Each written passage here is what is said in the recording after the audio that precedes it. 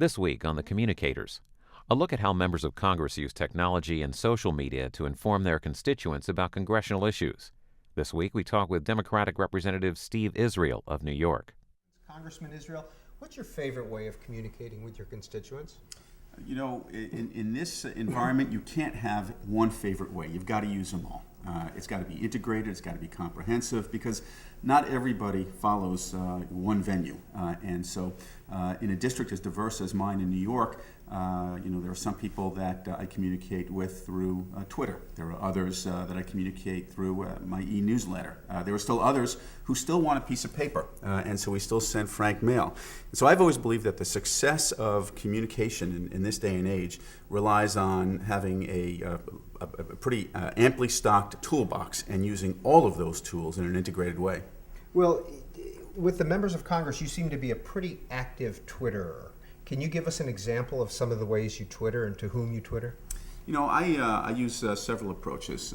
There are my correspondents who use Twitter as a hand grenade and will toss it to me. I enjoy engaging them. Now, there are some that it doesn't make sense to engage in, because anything I say will just not have any resonance with them. But then there are others, critics. I've got one correspondent named Zach, and Zach and I have some pretty fierce intellectual debates, and I will respond to him. I think that's very important because although I may disagree with him, I have a sense of where he's coming from, and he has a sense of where I'm coming from. I also like to do behind-the-scenes things. So, for example, I'm on the House Appropriations Committee, and we were in a marathon markup one day, and I took pictures of the markup, and I tweeted them and saying, "This is what it looks like to be on the Appropriations Committee." And I think that's just another way to draw people in and make them feel like they're part of the process. Do you get in trouble for taking pictures in that markup and with your fellow congressmen? These are my fellow members of Congress. They have no problem having their pictures taken. How common is it for members of Congress now to tweet? Are you one of the first? I think I'm probably one of the early users of Twitter. I believe that I'm probably one of the most frequent and sustained users of Twitter. But, the problem is that the technology's changed so quickly.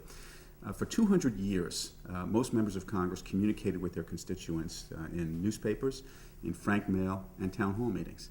And then in the past 8 or 9 years, that has changed dramatically and at an incredible pace. I remember coming to Congress in 2001, having freshman orientation, and I was told, if you want to communicate effectively, you've got to have a frank mail plan, you've got to get earned media in the newspapers and your local television stations, and you've got to do town hall meetings. About 2 years later, I was told, no, the frank mail isn't working anymore, so you have to do e-newsletters. And 2 years after that, they said, you've got to have a YouTube presence, and then a Facebook presence, and now a Twitter presence. And it changes so quickly that by the time I think I figured it out, it's passé. And so the challenge here for my colleagues is keeping up and also diversifying, making sure that you're not using one medium or another, but you're using them all.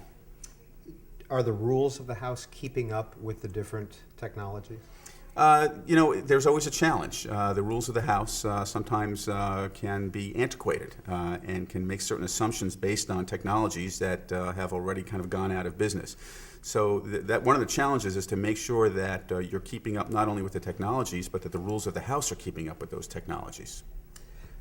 Congressman Steve Israel, you have 1,500 followers on Twitter, 500,000 people in your district. How many people on your e-newsletter? I don't know off the top of my head how many people are subscribers to our e-newsletter, but we work very hard to make sure that opportunity is available to them. And so every communication that I have with my constituents, whether it's responding to a piece of mail with another piece of mail, or doing something on my internet site, we always ask people to subscribe to my e-newsletter, and the response is coming pretty well. Now, what we do with that is we leverage it towards other technologies. And so 2 weeks ago, I decided to have a telephone town hall meeting. And we used our e-newsletter subscriber list to kind of identify people who might be interested in participating in that telephone town hall meeting. We did robocalls, which is another technology that members of Congress are using.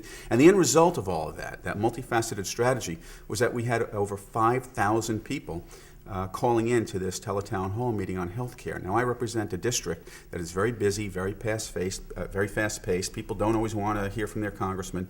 To get 5,000 of my constituents on one call at one time was a very big deal, and was a result of that multifaceted response. Well, let's walk through some of the technology you have here on the desk. Begin with your iPhone. What do you use that for? My iPhone has become, this little thing in my hand has become my most effective tool at communicating with my constituents. And I mean, just this morning, I tweeted, and I do it routinely during the day. And so this morning, I shared one of the concerns that I have had with some of my colleagues who were engaging in rhetorical excess on the health reform bill. And so one of them said that the health care bill will put seniors in a position of being put to death by their government. I tweeted that. I want people to understand what's being said, and I'm not making a judgment on it. I don't defend it. I just want people to hear what's being said. And I have already received some responses. This is instant feedback for me. Instant feedback. I don't have to wait to check the phone logs or the mail logs. I can just see how many people have responded to my tweets, and it's taking a little while to load here. That's right. That's right. So now you can have the most cutting edge. You can be anywhere, and you can send a tweet. Absolutely, absolutely. And then other members of Congress are tweeting, so it is reinforcing. So Congressman Tim Ryan from Ohio, myths versus facts on health care. Last Sunday, I gave a speech to the Fighting 69th, and I wanted people not to read my speech, but I wanted them to join me in kind of honoring the members of the Fighting 69th. And so I posted a photograph of the troops from the stage, and so people can see, they can access what I'm doing, and I can hear from them at frequent points during the day. Congressman, is this your personal iPhone, or is this a House issued iPhone? This is my personal iPhone. One of the frustrations, you mentioned the rules of the House. One of the frustrations I have is that the rules have not kept up with the technology, and so right now we haven't figured out how to make sure that the encrypted data for House emails are secure on an iPhone, and they're trying to work that out right now. So all your tweets go from your personal iPhone? They go from an unofficial iPhone. And just looking this morning, so my friend Zach Kurtz tweeted me, at least give us time to debate the issue before jamming it through, talking about healthcare. Last night, he said, the government prevents competition in the health insurance market, reducing quality. We need free markets, not a government monopoly. And you get just a wide view of opinions, but you get them instantaneously. Have you ever chatted with Zach in person, or just via tweets?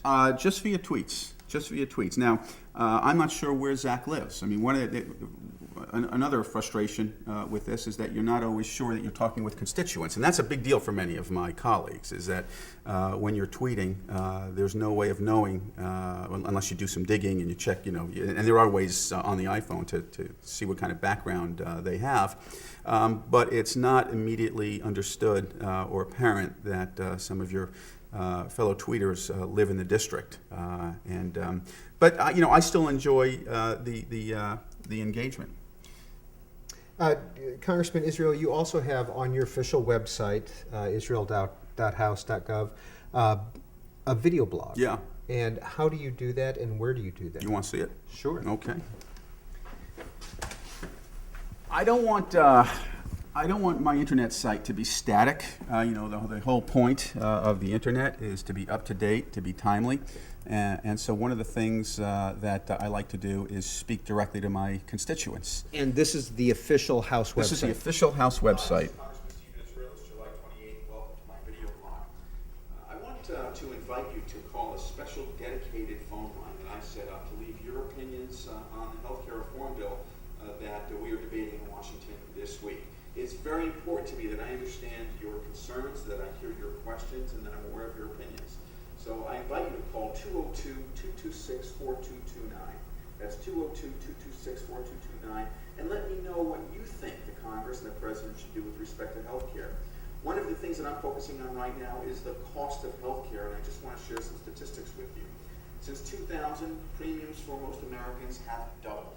Between 2000 and 2009. So this gives you a sense of trying to use those integrated strategies. I'm using the telephone, which is a more conventional instrument of communications, with a website. When people will call, it will give us a database of those who are concerned about healthcare. I'll be able to send them my e-newsletter. I'll be able to engage them in back and forth communication. And so what we try and do is have a reinforced multidisciplinary communication strategy. What kind of technology do you use to tape that? Well, I use this, another handy instrument that fits in the palm of one's hand, this is actually a high-definition flip cam. One of the great experiments that I had with this is it helped generate tremendous support for legislation that I introduced. It's called Why Tuesday, and that legislation would move elections from Tuesday to weekends. 1 out of 4 people who don't vote say that they don't vote because Tuesday's just too inconvenient for them. They have jobs, they have kids, and so I'm trying to move this to weekend voting. Now, when I talk about that in the district or around the country, people kind of understand it. But what I did is I took this down to the Capitol building one day when there were lots of tourists in town, and I did my own little documentary. And I would hold the camera up and I would say, do you know why we vote on Tuesdays? And hardly anybody knew. Hi, folks. I'm Congressman Steve Israel from New York. Monty Ladner, Mississippi. Mississippi. All right, I'm going to do a little interview with you. All a right. spur-of-the-moment interview. Okay. Monty, that's your name? That's correct. Why do you think we have Election Day on Tuesdays in America? Why do we have election days on Tuesdays? I guess because once upon a time all the taverns were closed on Tuesdays. Because people would forget to go to the polls on Monday. Why would we vote on Tuesdays? Maybe if Easter falls late on a Monday. Okay. Do a trivia nut. Early Easter. elections in April. Majority of the holidays are observed on Monday, so we vote on Tuesday. We, as a result of that, we had about over 12,000 hits on the internet, and that generated a lot of curiosity and generated co-sponsors for my bill, and so we use that as another communications tool with legislative strategic intent. Congressman, you also were recently in Afghanistan and brought the flip cam with you. I bring this flip cam almost everywhere I go. I think it's, in the old days you would visit troops in Afghanistan or wherever they happen to be deployed and do a report to your district. But we now are in a clicker society, and so I need ways of communicating with my constituents that are resonant, that have impact, and these are New Yorkers. They want something fast and immediate. And so I've done it with the visual. So when I visit troops in Afghanistan and Iraq, I don't simply write a report. I do a documentary. I went to visit New Orleans and Mississippi after Katrina. There was no life. There were no animals. There were no sounds. They had 35,000 homes. All of them had water in them. Most of them had water over them. You've got pockets of recovery, and then you have something like this.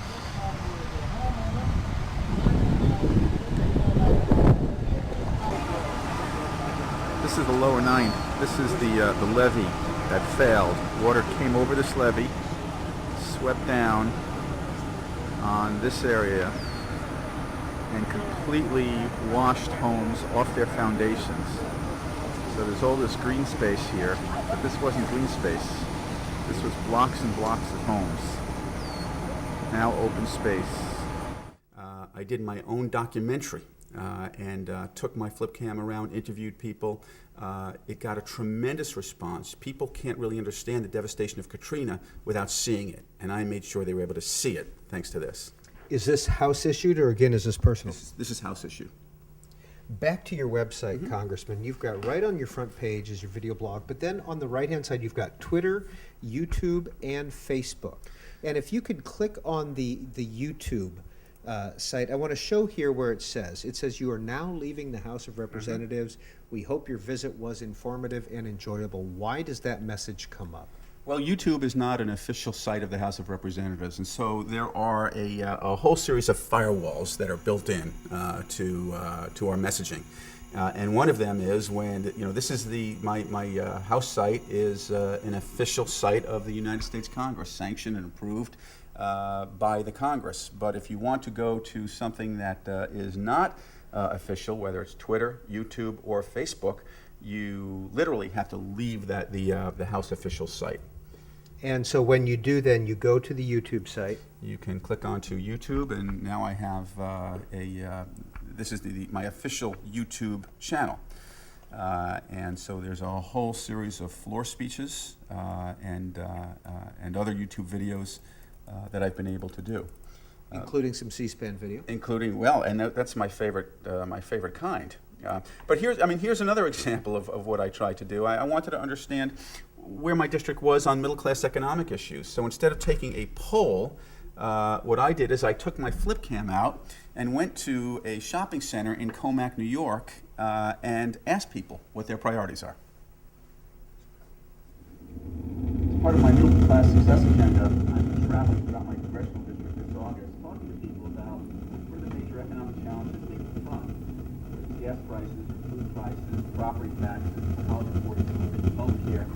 Getting a lot of input from people, and I'd like to share with you some of the things that I've learned. What's the biggest economic concern you have right now? Gas prices. Gas prices. The kids going back and forth to their athletics and Right. going to work and coming back. Do you have any idea how much extra it's costing you in your gas prices recently? About $20 a week. So if there's one thing that you think Congress should focus on more than any of the others, what would it be? Gas prices. Gas prices.